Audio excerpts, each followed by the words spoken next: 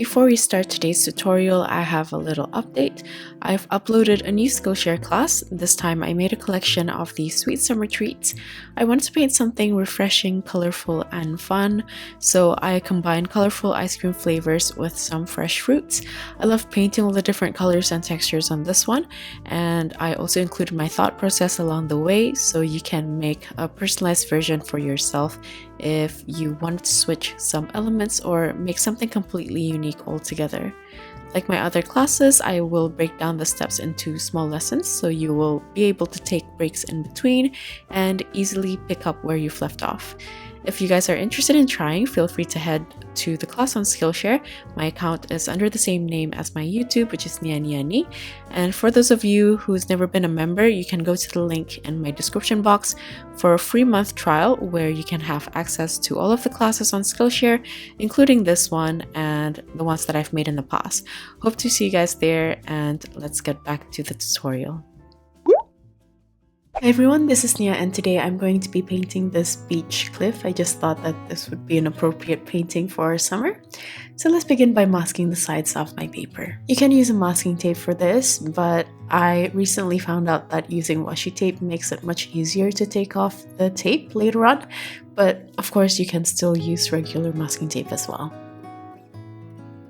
After masking off the sides, I'm going to start sketching out the composition just so it's much easier to allocate the spacing before painting. I didn't really use a particular reference photo for this one. Instead, I went through Pinterest and just searched beach cliff and just had a look around at lots of different pictures and tried to figure out my own composition, probably from a combination of a lot of photos. I saw a lot of photos where there were patches of flowers overlooking a beach cliff or just the beach in general, and that's what I want to depict for this painting. And for the area of the flowers in the foreground, I just indicated a whole area and also how I'm going to bunch them up together so I can freehand the flowers later on. And that's it for the sketching portion. I'll also have a more detailed outline in my coffee shop. Now let's go over the colors. I'm going to be using Ultramarine Finest by Schmincke, Azure Blue by Szmal, Terre Verte by Holbein, New Gamboge by Daniel Smith, Crimson Lake by Holbein, Jaune Brilliant Dark by Schmincke, Chinese White by Holbein, and Bleed Proof White by Dr. P.H. Martins. Now let's get to painting. I'm not sure if you guys watched my older tutorial where I painted the flower field. I personally really enjoyed making the painting, so I want to include some patches of flowers here as well. I started from a mixture of Jaune Brilliant Dark with a little bit of Crimson Lake to create this pink, and I just start twirling my brush to create textures for the flowers. For this, I want to give a little bit of dimension to each of the patches. So you can see that the shape of the flowers are a little bit more rounded as it's facing towards us, and it's getting more flat towards the top or the side of the cluster. I like to paint a small batch at a time because while the surface is still a little bit damp, I want to add on the darker value by just using Crimson Lake by itself to add at the bottom or just small areas of the pink. This way there's a little bit more variation in color for the value as well.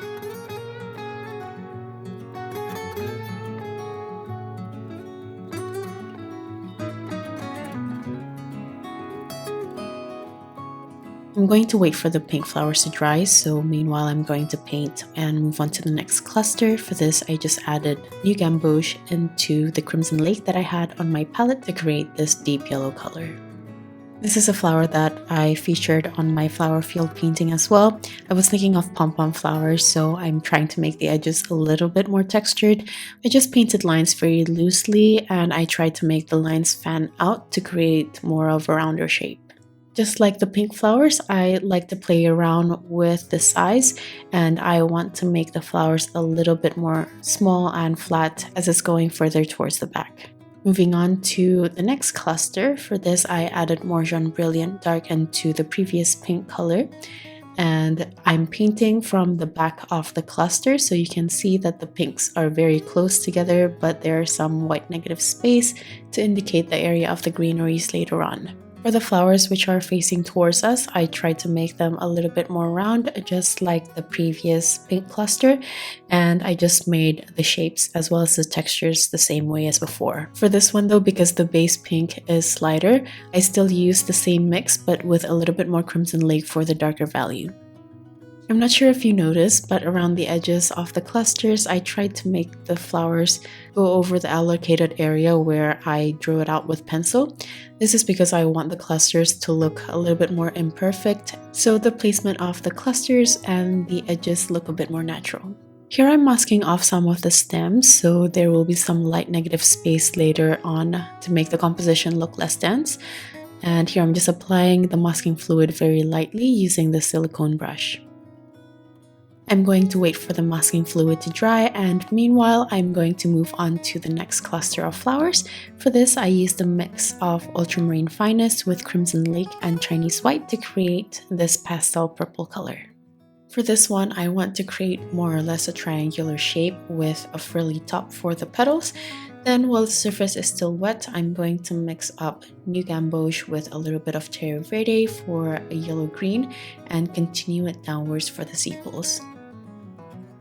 Moving on to the next cluster, still using the same light purple tone. This time I'm making lines and forming them into a circular shape, and I like to also play around with the size.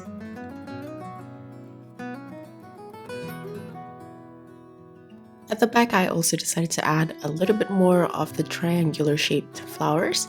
You can also make them fan out a little bit more, making them look like they're blooming out even more. And just like before, I added the green sepals underneath all of these purple flowers. After that, I'm going to mask off some areas of the stem as well, just like the previous clusters. For the green, I used a mix of New Gamboge, Terre Verte, and a little bit of Crimson Lake to mute the color slightly. And I'm going to paint on the greeneries around the flowers in front, since the masking fluid should be completely dry by now. Be careful when you're painting around the flowers. You want everything to be completely dry so the green doesn't travel into those bright colors. And you want to make sure that you're painting around, not on top of these flowers. For the greeneries, as I mentioned before, I use a mix of Terre Verte, New Gamboge, and Crimson Lake, and you can play around with the consistency as well as the ratio to create different tones of green using these three colors, or you can even just use a mix of Terre Verte and New Gamboge if you want something that's a little bit more vibrant.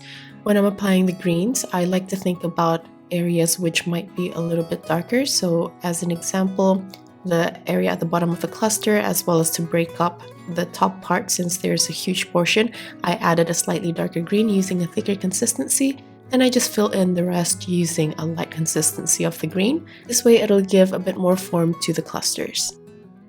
If there are some huge portions of green, to make sure it doesn't look flat, I like to add some stems using a thicker consistency of the same green. This way we can start introducing a bit of texture to those green parts. After this, I'm going to start painting the background starting with the sky, so there's a bit of time for the flowers to completely dry. I started by dampening the surface evenly. Then I used Jaune Brilliant Dark to paint the bottom of the sky, followed with Ultramarine Finest at the top, using a slightly thicker consistency for the top corners as well as the top of the sky in general. Then while the surface is still damp, I quickly rolled up some tissue to take off some paint and depict the clouds. I'm working fairly quickly here, as you can see. I'm still working on the damp surface. I like to paint the bottom of the clouds or the shadow of the clouds using a mix of Jaune Brilliant Dark with Ultramarine Finest in a thick consistency, and I also added more Ultramarine Finest for the corners of the sky, making sure that there's more of a gradual gradation. The sky should still be damp, so meanwhile I'm going to continue downwards to paint the blurry background by starting with the muted light blue from Ultramarine Finest and Jaune Brilliant to paint some of the cliff formations at a distance so the edges are nice and blurry. I'm just going to leave the background for now since it's really wet. I'm going to move on to the actual cliffs. For this, I used a mix of Crimson Lake with New Gamboge and Jaune Brilliant. While I'm applying the paint, I want to more or less follow the direction of the cliff formations, so if there are any negative spaces left out, they will be in the correct position. After painting a few, I'm going to mix in a darker value, and this is from a mix of Crimson Lake, Ultramarine Finest, as well as the Muddy Green to mute the purple. I just added the purple for the top areas of the cliff while the surface is still damp, still following the formation. Then I'm going to add the green mixture for the grassy area on top of the cliff. Now I'm going to add some trees by mixing the purple into the green with added Ultramarine Finest for this really dark, rich green. And I'm going to loosely paint some tree textures at a distance. I felt like my brush was a little bit too big to create fine textures, so I switched to my smaller synthetic brush. This way the edges of the trees can be a bit more fine. I also added some tree textures in front, and because I want to separate it from the previous one, I added New Gamboge into the previous mixture. Then I used tissue to take off some of the paint for the top part of the tree, which creates a barrier separating those two greens. Now I'm going to switch back to the background again once it's completely dry and use the orangey mix from New Gamboge and Crimson Lake to paint a little bit of the cliff texture for the background. I also added some of that purple mix at the top. Then for the ones a little bit closer towards us, I also added the green on top. Now moving on to the second layer, I mix a little bit of that purple into the base color mix of the cliff. And I'm painting this on top of the first layer, which is completely dry by now. This way the edges of my brush strokes are very sharp. I'm going to add a bit of color variation by adding more Crimson Lake into the previous mix, and I'm adding this on some areas of the texture that I painted earlier. If the red is too harsh, you can always add a little bit of Terre Verte into the mix to mute down the tone. I also added the same mix behind the area of the trees to separate them further. Then for the second layer of the trees, I used a darker green from a mix of Terre Verte, Ultramarine Finest, and a little bit of that Crimson Lake. Since the previous cliffs are still very wet, I'm going to skip one and paint the one in front here using the same base color as earlier. As for the shadows, I used the same mix as before without the purple though, so this has less Ultramarine Finest in the mix since we're getting closer to the foreground, so I'm trying to use less and less cool tones. Same goes for the greeneries. I used less Ultramarine Finest. Instead, I added a little bit more of the New Gamboge in the mixture, or just more Terre Verte for the darker tone. This way the color looks a little bit more fresh and a bit closer to us. After painting this one, I tackled the one behind, but since the previous cliffs were not completely dry yet, I left out some negative space in between so the paint doesn't run into each other too much. You can probably see that the colors I've used for the textures are a bit different from each other. There are a few tones, but I'm basically using the same mix of the same colors with different ratios. This way you can create different tones, and you can also go ahead and play around to discover your own mixes as well. Now moving on to the beach itself, I added more New Gamboge and Jaune Brilliant Dark into the cliff mix. As you can see on my palette, when I'm mixing my paint, I also let other colors run into it. This way, when I'm applying the paint, even when I'm painting just a flat surface, there will be slight color variations. Now let's move on to the water. I used a mix of Azure Blue with Ultramarine Finest, and I also added a touch of Jaune Brilliant Dark to mute the color slightly. This way, the color will not be overly too vibrant against the other colors.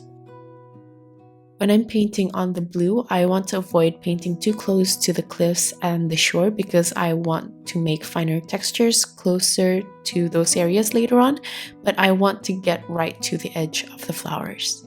Once I've covered the area of the base color, I'm going to add a darker blue for the deeper area of the water, and for this I just added more Ultramarine Finest in the mix and added on while the surface is still damp.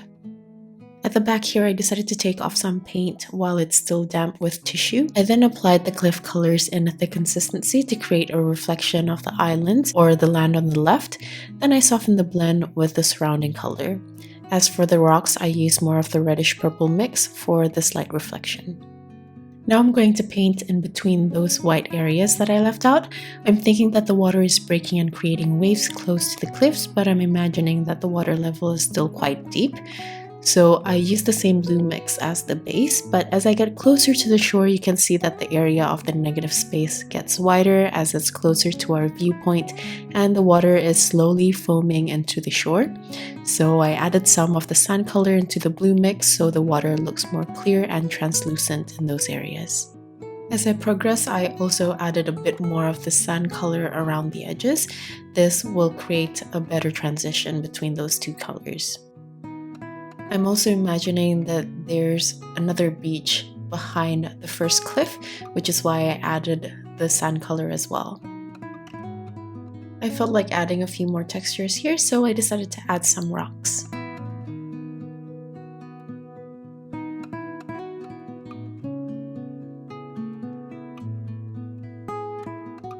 The water is also looking fairly flat compared to the other areas, so I decided to take more of the sand color and just paint more rocks underneath the water, and I'm just going to do this along the edges. However, as I progress and get deeper into the water, I decided to use a mix of the dark cliff color with added ultramarine finest to create the same textures.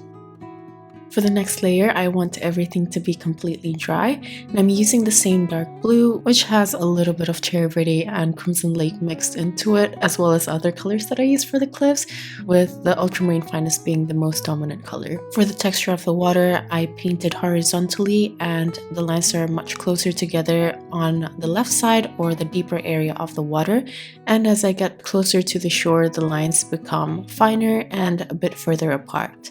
For an even darker blue, I used more ultramarine finest in a thick consistency with Crimson Lake mixed into it. Right by the shore, I'm using a really light consistency of the mid-tone blue, and I'm just painting really close horizontal lines to depict a calm shore. On the shoreline, here I'm adding a darker version of the sand color. It's also a bit more muted with a touch of blue mixed into it, and this is to suggest wet sand. Now that I've painted the base color of all the elements, I'm going to go back to the cliffs again to add a bit more detail. I'm going to add a second layer of textures to also create a bit more depth as well as detail. For the grassy area, I used a mix of Terre Verte and New Gamboge. Then for the pine trees here, for a darker green, I added ultramarine finest as well as Crimson Lake. Just like before, you can play around with the variation of color to create different tones of greens as well as others.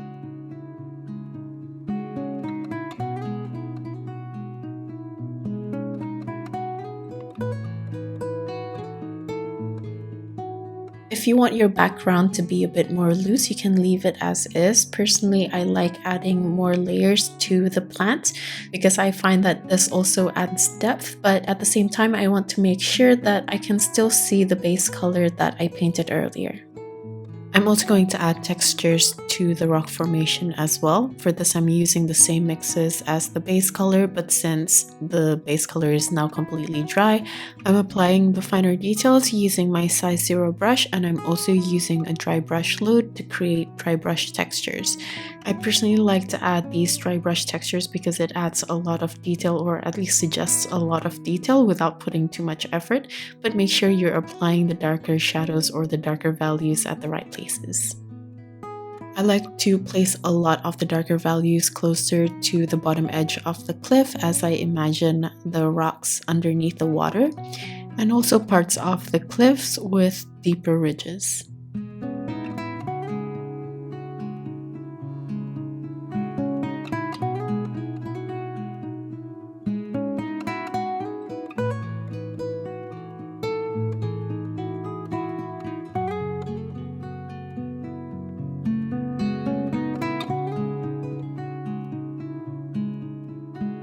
Now let's go back to the flowery area. I'm going to add more textures for the stems. Here I used the purple color and I just added Terre Verte into the mix that I used for the darker values of the cliffs. And after applying the darker values at the bottom of each of the flower clusters to separate them, I'm going to dry them off completely. Once it's dry, I'm going to add more textures to some of the flowers, which I still find looks too flat for my liking, and I'm just adding a darker value of the same base color, and this is just to give a bit more form to these flowers.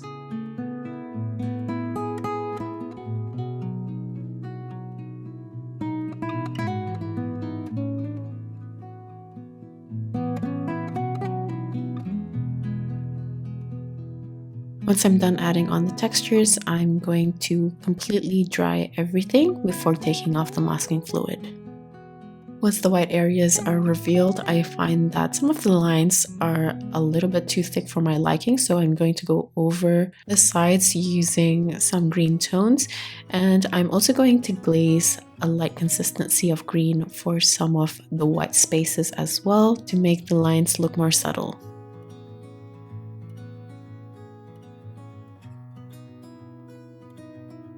Next, I'm going to mix in a bit of bleed-proof white to the purple mixture, and I'm going to paint on some light purple flowers on top of the water. This is just so the edges of some of the flowers look a bit cleaner than others. Next, I'm going to use bleed-proof white by itself in a thick consistency to paint the edges of the water and the shore, and I'm going to create uneven edges so the lines look a bit more uneven and natural. I also added some lines with a dry brush load using the side of my brush as the water foam up around the edges. I'm imagining that there would be bigger crashes of waves on the side of the cliff, so I added more white textures there. After this, I felt like I finished the painting, so I took off the masking fluid, but just like usual, I always find things to correct.